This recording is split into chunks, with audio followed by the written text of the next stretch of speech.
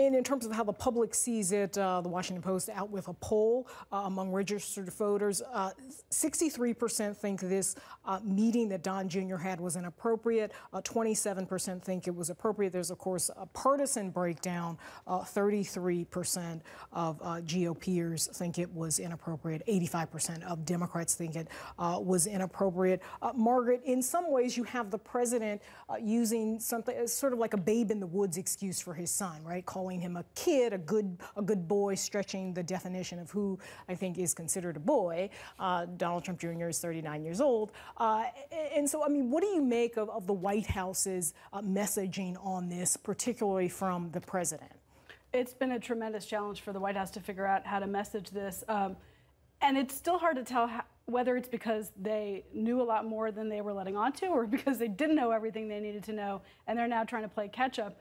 There are some legal complications with the White House trying to figure out what Don Jr. knew, since Don Jr. doesn't actually work for the administration. But there are two elements that happened in the past week that demonstrates why this is a turning point. One is the decision or the revelation of how much of the campaign of the re-election funds are now being used or sequestered away for legal fees. And the second is the White House's decision to bring on Ty Cobb to serve this function inside the counsel's shop. So you now have you have attorneys now who do ethics issues, national security issues, and now a specialized attorney in the counsel's office for Russia. So that Don McGahn, the general counsel, doesn't have to kind of juggle everything else.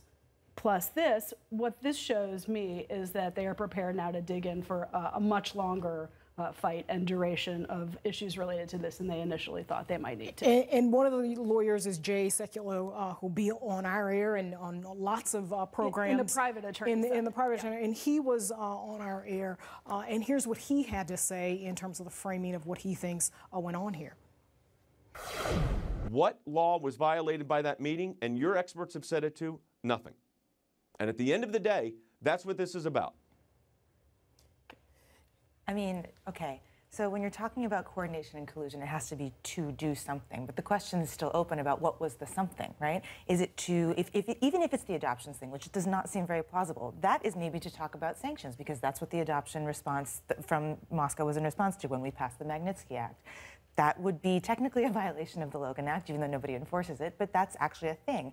Was it collusion to actually get the dirt on Hillary Clinton the way that we thought, that it seems to be presented in the emails? That is potentially a thing that people have said, look, if that is the case, then you're talking about maybe violating federal election law, which says that you can't take anything of value, which usually is a financial donation, but could be argued by a good lawyer that it's a dirt on a candidate, on your opposing candidate, is something of value from a foreign entity or source. So all of these open questions still, we cannot say at this point absolutely nothing went wrong. At this point, there's not a full case to be brought up in front of a court, but that's what people are investigating, is what was the goal of this meeting, because this clearly shows some sort of an intent to work together, which could help you establish some sort of